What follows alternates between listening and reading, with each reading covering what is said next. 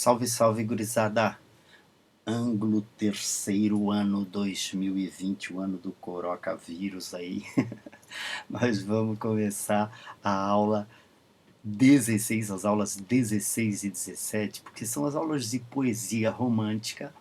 E a gente já estudou lá toda a estética do romantismo, a gente já tem uma noção legal para a gente saber como é que se desenvolveu aqui no Brasil a poesia romântica, tá, gente? Um dos primeiros aspectos importantes para a gente falar sobre a poesia romântica é que ela é uma poesia que começa a ser feita na década de 30 do século XIX, em 1830, e vai até 1880. Então vão se sucedendo gerações de poetas. Tem o poeta da primeira geração, da segunda geração e da terceira geração, já lá próxima do realismo, que é o movimento que vem depois do romantismo. Então, sempre que a gente falar em poesia romântica, a primeira preocupação que vocês devem ter é justamente de conseguir perceber se essa poesia é uma poesia com características da primeira, da segunda ou da terceira geração do romantismo. No nosso material é essa imagem, né, que é uma imagem bastante reveladora de uma das temáticas do romantismo, que vem a ser a ideia do indianismo, o índio como personagem da literatura. Ele já tinha aparecido antes no arcadismo. Qual é que é a diferença do índio que aparece lá no arcadismo? Ele ainda não representa o herói nacional.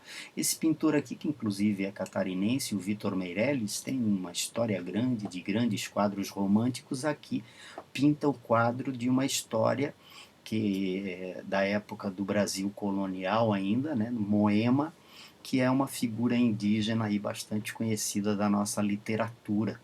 Tá certo? Então é importante a gente salientar que a nossa aula 16, que começa a falar da poesia romântica brasileira, já tem no referencial da Índia uma figura fundamental, ou de certa forma do personagem, né, nativo do silvícola brasileiro, que passa a fazer parte dessa nossa identidade nacional brasileira, como um dos povos formadores da nossa identidade. O material que vocês têm ali tem alguns aspectos que eu queria que vocês se ligassem, tá, galera? A teoria que ficou ali, ó. Primeiro, que o romantismo começa no Brasil em 1836, justamente com um livro de poemas chamado Suspiros Poéticos e Saudades, de um cara chamado Gonçalves de Magalhães. Ele não é muito estudado. O detalhe que é o detalhe importante é que esse é o marco inicial da poesia romântica brasileira. E como ela se divide em três gerações, a gente tem uma primeira geração da poesia romântica marcada pelo indianismo e pela preocupação nacionalista de consolidar, de criar uma identidade nacional brasileira. Por isso, o uso do indígena, por isso as frequentes referências à natureza brasileira. Vocês imaginem se hoje a gente tem a natureza que tem, vocês imaginem a natureza em 1800, quando esses românticos escreviam, tá? Então, a idealização da natureza como a representante da grandeza brasileira vai ser uma constante no movimento romântico e vai marcar muito todo o conjunto de obras dos autores românticos, tá? Então, essa primeira geração, a gente podia sintetizar as duas preocupações principais, como a preocupação do nacionalismo, construção da identidade nacional, e do indianismo, o uso do indígena como o representante dessa característica. O que é importante, aqui tem outro quadro, Primeira Missa do Brasil, que é um quadro do glorioso Vitor Meirelles também, no qual a gente vê os indígenas. O indígena que aparece no romantismo, gente, ele é um indígena invariavelmente com os valores da religiosidade cristã. Tá? Ele é um católico, ele é o típico aquele cavalheiro, sabe? O sujeito de capa e espada, o herói de capa e espada com aqueles valores europeus. O romantismo brasileiro também é marcado por muito misticismo, tá? Então são movimentos muito marcados pela ideia das crendices, das crenças, resgata diversos aspectos das crenças populares e tem na figura do indígena, no sentimento de saudade, na idealização da natureza, na ideia do amor impossível, o caráter mais marcante das suas temáticas. Grande influência do romantismo foi um cara chamado Jean-Jacques Rousseau, um francês, que naquela época tinha desenvolvido um mito que chegou a ser batizado com o nome de mito do bom selvagem. Para o Rousseau, o homem nascia puro e a sociedade o corrompia. Ora, nada melhor do que a figura do indígena para servir de comprovação a isso. Como o indígena é um sujeito puro, como o indígena é um sujeito que representa essa pureza que o Rousseau via no homem antes de passar pelo estágio civilizatório, tá? Então é importante vocês considerarem esse conjunto de aspectos. Aqui a gente tem a figura fundamental do Gonçalves de Magalhães, que Gonçalves de Magalhães foi o responsável pela publicação do nosso primeiro livro de poemas românticos. Mas não só isso. A primeira revista literária brasileira, uma revista chamada Revista Niterói, ó, né, tinha sido publicada justamente no movimento romântico, também no mesmo ano, em 1836, por um grupo de jovens escritores, digamos assim, que moravam na França, em Paris mais especificamente, e lá em Paris eles fundaram a primeira revista literária brasileira, para vocês verem como a sociedade brasileira estava dando alguns passos no sentido de se civilizar um pouquinho mais, né? É óbvio, com esse viés europeizante. Agora, se o Gonçalves de Magalhães não é o cara fundamental, esse aqui vem a ser o cara fundamental. O Gonçalves Dias, gente, era um escritor é, muito vinculado ao movimento romântico e acabou sendo considerado o nosso grande autor da primeira geração romântica por alguns aspectos. O primeiro deles é a composição desse poema chamado Canção do Exílio. Na verdade, ele estava lá em Coimbra, em Portugal. Ele não estava obrigado lá, estava estudando lá na faculdade de Coimbra, em Portugal, quando ele cria esse poema em 1843. Ó, não tinha nem 10 anos ainda de romantismo no Brasil, e ele cria esse poema. E nesse poema aqui a gente pode ver os símbolos da grandeza da natureza brasileira, né? Entre outras coisas porque ele usa duas referências fundamentais, uma referência da flora, as palmeiras, e uma referência da fauna, o sabiá. Então, minha terra tem palmeiras onde canta o sabiá, as aves que aqui gorjeiam não gorjeiam como lá. O aqui, esse poema é todo construído nessa oposição. Aqui, ele está lá em Coimbra, lembra, em Portugal, e o lá que vem a ser o Brasil, né? Ele tá lá exilado, ele está lá estudando, ele está longe da terra natal. E esse aqui é um exemplo da saudade da terra. Aqui a gente tem um quarteto que expressa bem isso: em cismar sozinho à noite, mais prazer encontro eu lá. Minha terra tem palmeiras onde canta o sabiá.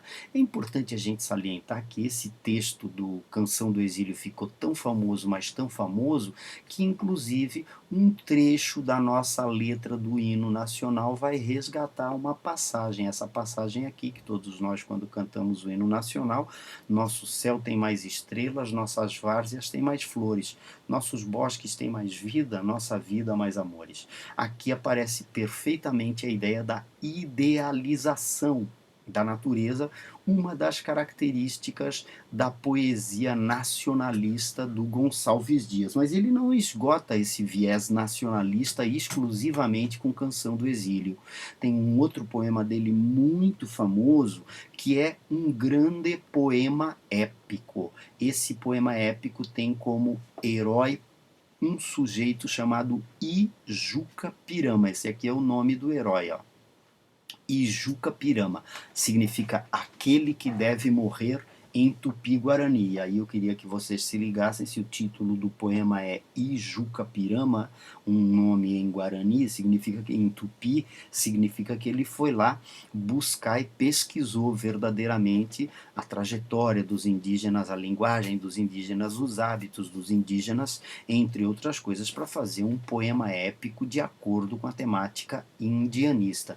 É um grande poema épico no qual aparece o herói indígena como o modelo do brasileiro, o modelo do herói brasileiro.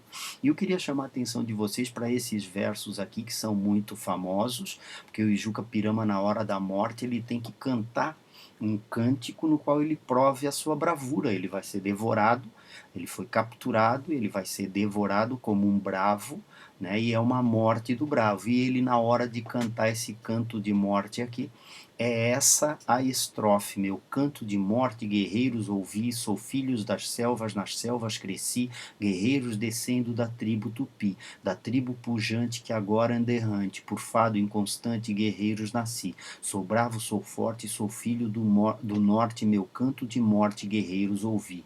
Já vi cruas brigas de tribos imigas e a duras fadigas de guerra provei. Nas ondas mendaces senti pelas faces os silvos fugaces dos ventos que amei. Verdadeiramente, o Ijuca Pirama é um marco da literatura brasileira porque coloca em pauta a figura do indígena como o representante do herói nacional, mais ou menos o que acontece no romantismo inglês, né, no qual se usa a figura grandiosa do rei Arthur, dos cavaleiros da Távola Redonda. Esse aqui é o equivalente aos nossos, é o equivalente ao nosso cavaleiro medieval, tá? O indígena passa a ser o representante da identidade brasileira nesse que é um grande poema, outro grande poema do glorioso Gonçalves Dias. Obviamente, trata-se de um índio idealizado, um índio com os valores dos heróis brancos, e é importante a gente ressaltar isso, porque nos escritores daquele tempo, gente, essa lógica dos valores, ela fica muito flagrante, fica muito clara, tá? Então, o Gonçalves Dias é o autor de Ijuca Pirama, que para nós é um marco de poema épico, que é um poema com um herói, né, e no qual se narra a bravura desse herói. Agora, nem só de poemas nacionalistas viveu a lírica do Gonçalves Dias. Ele também é um poeta muito marcado pela temática amorosa. E ele é o típico romântico, né? Aqui a gente tem um fragmento. Então, nesse fragmento, ainda uma vez, adeus, enfim te vejo, enfim posso, curvado a teus pés, dizer-te que não cessei de querer-te, apesar de quanto sofri. Muito penei, cruas ânsias dos teus olhos afastado, houveram-me acabrunhado a não lembrar-me de ti.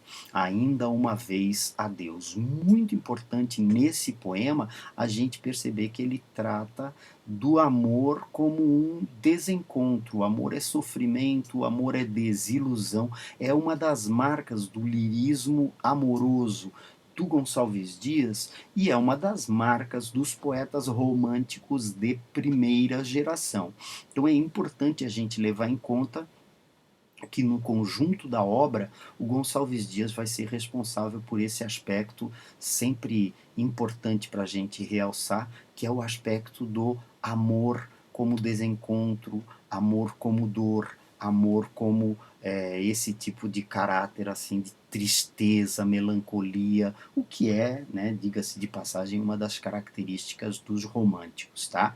Depois a gente vai para uma segunda geração, e essa segunda geração eu queria chamar a atenção de vocês para que, se num primeiro momento nós temos aquela imagem da indígena, né, que já sugere a ideia do uso do índio como uma personagem importante, a imagem que a gente tem aqui é uma imagem lúgubre, né, pessoal? Uma imagem triste, ó, parece ser aqui a ideia de um cemitério, ruína, a ideia de, parece filme de terror, justamente isso.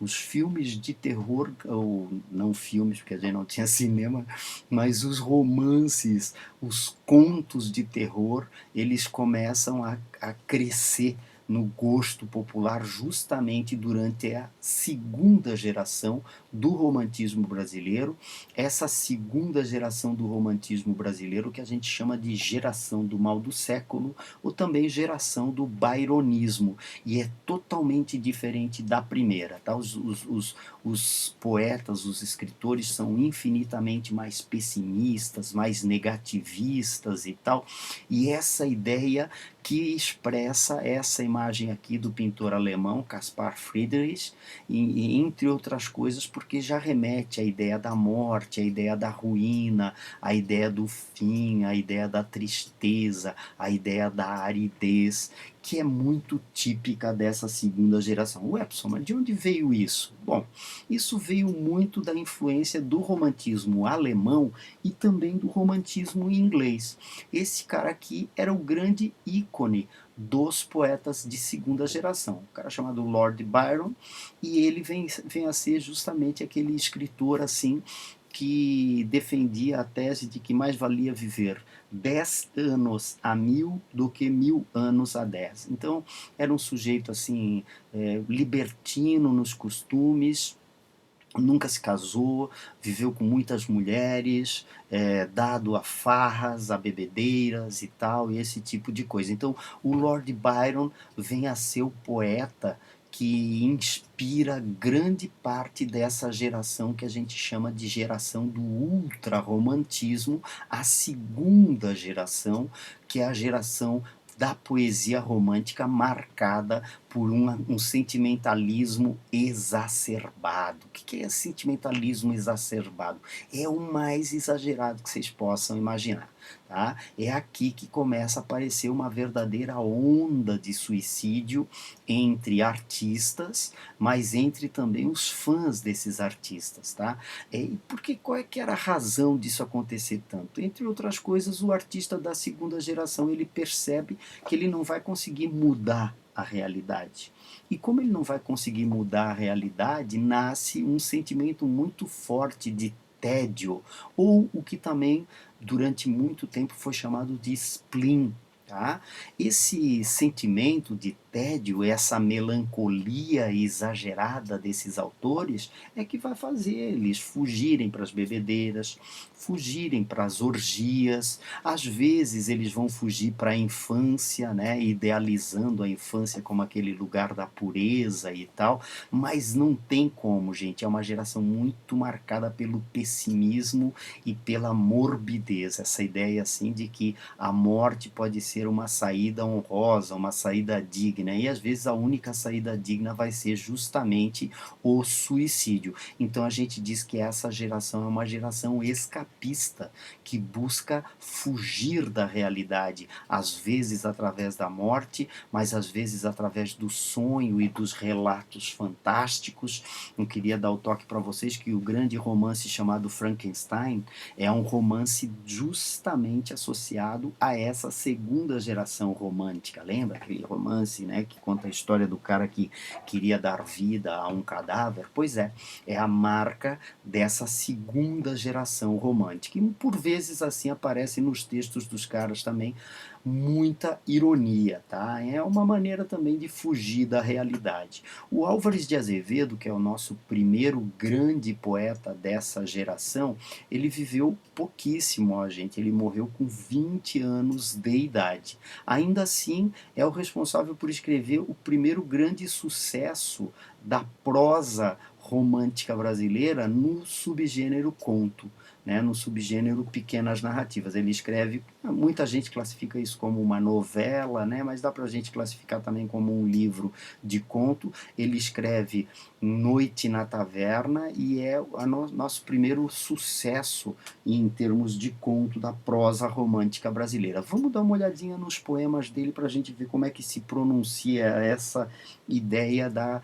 segunda geração. Olha só, aqui eu selecionei esses dois quartetos aqui, vocês já vão ver essa ideia do pessimismo, do negativismo, do niilismo, do egocentrismo, preocupação exclusivamente consigo mesmo. Eu deixo a vida como deixa o tédio do deserto o poento caminheiro. Ó. Então ele diz assim, eu deixo a vida, pô, se ele deixa a vida, ele morre. Né? Como deixa o tédio do deserto o caminhante, aquele sujeito que está caminhando pelo deserto, todo empoeirado. Então, para ele, deixar a vida é deixar o tédio, um sentimento negativo, como as horas de um longo pesadelo que se desfaz ao dobre de um sineiro. Então é dessa forma que ele enxerga a vida, dessa forma que o autor de segunda geração enxerga a vida como um longo pesadelo. Só levo uma saudade, é dessas sombras que eu sentia velar nas noites minhas, de ti, ó minha mãe, pobre coitada, que por minha tristeza te definhas. Né? Então ele é um sujeito que reconhece na mãe aquele valor fundamental e passa, né, a assumir que o único desgosto dele é deixar a mãe e por isso que ele leva essa saudade. Então os autores dessa geração eles são marcados por esse tipo de sentimentalismo exagerado. Agora, o Álvares de Azevedo também tem uma característica, uma peculiaridade interessante para a gente avaliar. Ó. Esse poema aqui, que eu também selecionei só o fragmento, ele quebra aquela ideia da idealização amorosa a qual todos estavam acostumados durante a época. E ele escreve um poema que é um poema altamente irônico, falando de uma mulher que é uma lavadeira, né? Então é uma pessoa de extração popular, e ele diz que é a lavadeira pela qual ele está apaixonado. É ela, murmurei tremendo, e o eco ao longe murmurou, é ela, eu a vi, minha fada aérea e pura, a minha lavadeira na janela. Então ele fica apreciando a lavadeira ali, e aqui a ideia é zoação, a ideia é ironia, a ideia é gozação. Entre outras coisas, dá uma olhadinha nesse quarteto aqui. Como dormia, que profundo sono, tinha na mão o ferro do engomado, como roncava, maviosa e pura, quase caí na rua desmaiada. Imagina a heroína romântica roncando. Então, aqui a gente tem uma marca de ironia característica dos versos do Álvares de Azevedo, que às vezes ironizava até a própria idealização da mulher, tá? Quando falava da poesia séria, amorosa, gente, aí ele voltava àquela ideia da idealização da heroína. Olha só como é que ele se refere à figura amada no fragmento de um poema cujo título é Amor. Vem, anjo, minha donzela, minha alma, meu coração, que noite bela, como é doce a viração, e entre os suspiros do vento, da noite ao mole frescor, quero viver um momento, morrer contigo de amor. Nota que mesmo a ideia do amor vem associada à ideia da morte, que é o que caracteriza a segunda geração romântica, entre outras coisas, por conta desses traços que são os traços da melancolia exagerada, né, do egocentrismo. Nota, é mais do que ser egoísta, é ser muito autocentrado, tá? E a terceira geração, pessoal, a terceira geração é a terceira geração próxima do realismo. Escritores exemplares da terceira geração, como o Castro Alves, o nosso conhecido poeta dos escravos, vão ser poetas que escrevem poemas de engajamento político, de crítica social. O Castro Alves escreve alguns poemas falando sobre a necessidade de alfabetizar o povo brasileiro, né? De distribuir livros ao povo brasileiro, de educar o povo brasileiro. E esse é um exemplo de engajamento político. Mas não se esgota aí. A ideia do liberalismo era muito marcada por essa terceira geração da poesia romântica, conhecida como a geração dos condoreiros, os poetas condoreiros. E o que eram os poetas condoreiros? O nome vem de condor, gente. O condor era considerado a águia dos Andes. E a águia sempre foi um sinônimo, um símbolo muito forte de liberdade.